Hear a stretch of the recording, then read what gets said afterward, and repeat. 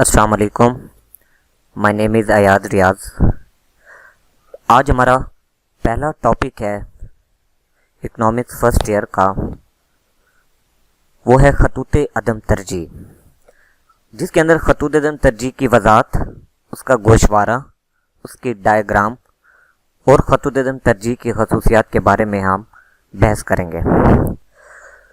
تو عزیز طلبہ، سب سے پہلے میں بات کرتا ہوں خطوط عدم ترجیح کی ڈیفینیشن کی، اس کی وضاحت کی. جیسے کہ آپ لوگ دیکھ رہے ہیں کہ صارف اپنی خواہشات کی زیادہ سے زیادہ تسکین کے لیے اپنی آمدنی کو خرچ کرتا ہے، تو مختلف اشیاء کے بعض جوڑے ایسے ہوتے ہیں جو اسے تسکین یعنی کہ سیٹسفیکشن کا یکساں معیار فراہم کرتے ہیں. یعنی کہ وہ یہ کہنا چاہتا ہے کہ صارف اپنی آمدنی کو مختلف اشیاء پر بدل کر اس طریقے سے خرچ کرتا ہے کہ اسے مختلف چیزوں سے سیٹسفیکشن، تسکین کا معیار ایک جیسا ہی حاصل ہوتا ہے. صارف ان کے مابین غیر جانبدار رہتا ہے، یعنی کہ صارف ان کے درمیان نیوٹرل رہتا ہے، نہ تو نیگیٹو ہوتا ہے نہ ہی پازیٹیو ہوتا ہے. جب ہم ان کے نکات کو آپس میں ملاتے ہیں تو ان کو نکات کو ملانے سے جو خط بنتا ہے اسے ہم خطوط عدم ترجیح کہتے ہیں. یعنی کہ بات یہ ہے کہ خطوط عدم ترجیح کب بنتا ہے کہ جب آپ اپنی آمدنی کو ایک شے مزید حاصل کرنے کے لیے دوسری شے کی جتنی اکائیاں چھوڑتے ہیں، ان کے نکات کو ملانے سے جو خط حاصل ہوتا ہے اسے ہم خط عدم ترجیح یا خطوط عدم ترجیح کہتے ہیں. اب میں بات کرتا ہوں اس کی گوشوارے کی. جیسے کہ آپ گوشوارے میں دیکھ رہے ہیں کہ اشیاء کے جوڑے ہیں A B C D. اس کے بعد ایکس شے کی اکائیاں ہیں 1 2 3 4. اس کے بعد وائی شے کی اکائیاں ہیں 12 6 4 اور 3. اب ان کے درمیان جو ڈفرنس آ رہا ہے اس کو سمجھیں کہ ایکس شے کی پہلی اکائی اس نے لی اور وائی شے کی اس نے 12 اکائیاں لی ہیں. جب اس نے ایکس شے کی ایک مزید اکائی لی ہے، یعنی کہ 1 سے 2 پر آیا ہے، تو وائی شے کی اکائیاں باقی 6 رہ گئی ہیں. یعنی کہ وائی شے کی 6 اکائیاں چھوڑنے کے بعد اس نے ایکس شے کی ایک مزید اکائی استعمال کیا. اسی طریقے سے ایکس شے کی تیسری اکائی لینے کے لیے اسے وائی شے کی 2 اکائیاں چھوڑنی پڑی ہیں. تو تیسرے پوائنٹ پر وائی شے کی 4 اکائیاں باقی بچ چکی ہیں، یعنی کہ اسے وائی شے کی 2 اکائیاں اور چھوڑنی پڑی ہیں ایکس شے کی ایک مزید اکائی لینے کے لیے. اب جب وہ ایکس شے کی چوتھی اکائی لیتا ہے، یعنی کہ ایک مزید اکائی لیتا ہے، تو اسے وائی شے کی ایک اکائی مزید چھوڑنی پڑتی ہے. تو فورتھ پوائنٹ پر وائی شے کی 3 اکائیاں بچ چکی ہیں، یعنی کہ ایکس شے کی ایک مزید اکائی لینے کے لیے اسے وائی شے کی ایک اکائی چھوڑنی پڑی ہے. تو یہاں سے یہ بات ثابت ہوئی، ہمیں یہاں سے یہ بات پتہ چلتی ہے کہ ایکس شے کی کسی ایک شے کی اکائیاں استعمال کرنے کے لیے یا کسی شے کی زیادہ اکائیاں لینے کے لیے اسے وائی شے کی کچھ اکائیاں چھوڑنی پڑتی ہیں. اسے کہتے ہیں ہم خط عدم ترجیح. اب اس کے آگے بات کی گئی ہے مختتم شرح استبدال کے. مختتم شرح استبدال کی بات کرنے سے پہلے میں آپ لوگوں کو یہ بتا دوں کہ مختتم کا مطلب ہے کیا. مختتم کے بارے میں اکنامکس کیا کہتے ہیں. اکنامکس میں لفظ مختتم کا مطلب ہے کسی شے کی ایک مزید اکائی استعمال کرنا، یا کسی شے کی ایک مزید اکائی حاصل ہونے سے جو آپ کو افادہ یا جو فائدہ حاصل ہوتا ہے اسے ہم مختتم کہتے ہیں. اب مختتم شرح استبدال کا مطلب یہ ہے کہ کسی شے کی جو مزید اکائیاں ہم نے استعمال کی ہیں کس شرح سے ہم نے استعمال کی ہیں. جیسے کہ آپ دیکھیں ایکس شے کی ایک اکائی تھی، وائی شے کی 12 تھی، ان کے درمیان کوئی چینجنگ نہیں آئی. یعنی کہ ایکس شے کی ایک اکائی لینے کے لیے وائی شے کو اوپر والی وائی شے کے اوپر کوئی اکائی نہیں ہے، تو ہمیں کچھ نہیں چھوڑنا پڑا. تو اسی وجہ سے پہلے پوائنٹ پر مختتم شرح استبدال ہماری کچھ بھی نہیں ہے. اب جب ہم ایکس شے کی دوسری اکائی لیتے ہیں تو وائی شے کی اس نے 6 اکائیاں لی تھی، یعنی کہ ایکس شے کی ایک مزید اکائی لینے کے لیے اسے وائی شے کی 6 چیزیں چھوڑنی پڑی تھی. تو دوسرے پوائنٹ پر مختتم شرح استبدال 6:1 بنی ہے. 6:1 کا مطلب یہ ہے کہ 6 چیزیں اس نے وائی شے کی چھوڑی ہیں ایکس شے کی ایک مزید اکائی لینے کے لیے. تو اس وجہ سے 6:1 بنی ہے ہماری مختتم شرح استبدال. اسی طریقے سے تیسرے پوائنٹ پر جب اس نے ایکس شے کی تیسری چیز حاصل کی تو اسے وائی شے کی 2 چیزیں چھوڑنی پڑی ہیں. جیسے کہ آپ دیکھ سکتے ہیں وائی شے کی اکائیاں 6 سے 4 ہو چکی ہیں، یعنی کہ اس نے 2 چیزیں چھوڑ دی ہیں. تو تیسرے پوائنٹ پر مختتم شرح استبدال 2:1 بن گئی ہے. یعنی کہ وائی شے کی دو چیزیں لی اور ایک کیا ہے کہ ایکس شے کی ایک مزید اکائی لی ہے، اور جب وائی ایکس شے کی چوتھی چیز حاصل کی تو اس نے وائی شے کی ایک اکائی چھوڑ دی ہے، تو وائی شے کی اکائیاں 4 سے 3 ہو چکی ہیں، تو مختتم شرح استبدال 1:1 بن چکی ہے۔ اب بات کرتا ہوں میں تسکین کے معیار۔ تسکین کا معیار سب پر ایک جیسا ہی رہے گا، کیونکہ اس سے پہلے پیچھے ہم ڈیفینیشن میں پڑھ چکے تھے کہ صارف ان کے مابین غیر جانبدار رہتا ہے۔ جیسے کہ آپ اس میں دیکھیں کہ اس نے لکھا ہوا ہے کہ صارف ان کے مابین غیر جانبدار ہوتا ہے۔ غیر جانبدار ہوتا ہے کا مطلب یہ ہے کہ گوشوارہ میں تسکین کا معیار سب پر برابر رہے گا، یعنی کہ جب اس نے وائی شے کی جو چیزیں چھوڑی ہیں، جو فائدہ اس نے وائی شے سے چھوڑا تھا وہی فائدہ اسے ایکس شے سے حاصل ہو رہا ہے، اس وجہ سے تسکین کا معیار ایک جیسا ہی رہتا ہے۔ اب میں بات کرتا ہوں ڈائیگرام کی۔ ہم نے اسی گوشوارے کو ڈائیگرامیٹیکلی بیان کرنا ہوتا ہے پیپر میں۔ جیسے کہ آپ ڈائیگرام دیکھ سکتے ہیں، ایک طرف ہمارے پاس فوڈ ہے، ایک طرف ہمارے پاس کلاتھس ہیں۔ اب جیسے جیسے اس نے فوڈ زیادہ حاصل کر رہا ہے، جیسے کہ آپ پوائنٹ پر دیکھ سکتے ہیں، پہلے جب اس نے 12 پوائنٹ پر کلاتھنگ تھی اور 1 پوائنٹ پر فوڈ ہے۔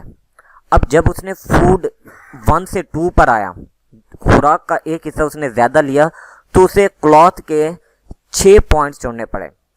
12 سے لے کر وہ 6 تک آ چکا ہے، تو اسے 6 پوائنٹ کلاتھ کے چھوڑنے پڑے۔ پھر جب اس نے ایک تیسرا پوائنٹ لیا فوڈ کا، تو پھر اسے کلاتھ چھوڑنے پڑے ہیں، تو پھر کلاتھ 6 to 4 پر آ گئی۔ پھر جب اس نے 4 پوائنٹ پر آیا، یعنی کہ اس نے اپنے فوڈ کا 4 پوائنٹ لیا، تو اسے کلاتھ کیا 1 پوائنٹ اور چھوڑنا پڑا، اور کلاتھ اور نیچے آ گئی، تو کلاتھ 3 پر آ گئی۔ ان سب کے پوائنٹس کو ملایا، ان سب کے پوائنٹس کو ملانے سے یہ جو آپ پوائنٹ دیکھ سکتے ہیں، اے ہے، اس کے بعد بی ہے، اس کے بعد سی ہے، اور اس کے بعد ڈی ہے، ان سب کو ملانے سے جو خط حاصل ہوا اسے ہم کہتے ہیں آئی سی کرو، انڈیفرنس کرو۔ انڈیفرنس کرو ہم اسے کہتے ہیں، اور ان کے درمیان صارف ہمیشہ غیر جانبدار رہتا ہے، یعنی کہ ان کے درمیان صارف نہ تو پازیٹیو ہوتا ہے اور نہ ہی نیوٹرل ہوتا ہے۔ کویسچن میں آپ نے پیپر میں اس ڈائیگرام کو بنانے کے بعد اس کی اسی طریقے سے ایکسپلینیشن کرنی ہے کہ آپ نے ایک سائڈ پر فوڈ رکھی ہے اور دوسری سائڈ پر آپ نے کلاتھس رکھی ہیں، اور یہ بتانا ہے کہ کلاتھ کم کی اور فوڈ بڑھائی، یعنی کہ ایک چیز مزید حاصل کرنے کے لیے آپ کو ایک چیز کو کم کرنا پڑا ہے، اسی چیز کا نام خط عدم ترجیح ہے۔ اب جیسے کہ کویسچن میں تھا خط عدم ترجیح کی خصوصیات بیان کریں، تو اب میں اگلی بات کرتا ہوں اس کی خصوصیات کی۔ خط عدم ترجیح کی کچھ اہم خصوصیات ہیں جن کو بیان کرنا بہت زیادہ ضروری ہوتا ہے۔ اس کا سب سے پہلے، اس کی خصوصیات میں سب سے پہلی چیز ہے منفی جھکاؤ، کہ خط عدم ترجیح کا جھکاؤ جو ہوتا ہے منفی ہوتا ہے، یعنی کہ اوپر سے نیچے کی جانب ہوتا ہے، بائیں سے دائیں جانب ہوتا ہے۔ دوسرا پوائنٹ ہے ایک دوسرے کو قطع نہیں کرتے، یعنی کہ خط عدم ترجیح اگر ایک سے زیادہ بھی بن جائیں تو وہ کبھی ایک دوسرے کو قطع نہیں کریں گے۔ اگر وہ ایک دوسرے کو قطع کرتے ہیں تو وہ خطوط عدم ترجیح نہیں ہوں گے۔ اس کے بعد تیسرا پوائنٹ ہے مبدا کی جانب محدب ہوتے ہیں۔ مبدا سے مراد کیا ہوتا ہے؟ جہاں سے آپ کی ڈائیگرام سٹارٹ ہو رہی ہے، مبدا یعنی کہ اوریجن۔ اس کے بعد لاسٹ پوائنٹ ہے بلند ترین تسکین، یعنی کہ اگر آئی کرو آپ کے بڑھتے چلے جاتے ہیں تو ہر پوائنٹ پر اس کی تسکین، اس کی سیٹسفیکشن بڑھتی چلی جائے گی۔ میں اس کی وضاحت آگے ڈائیگرامیٹیکلی کر دیتا ہوں۔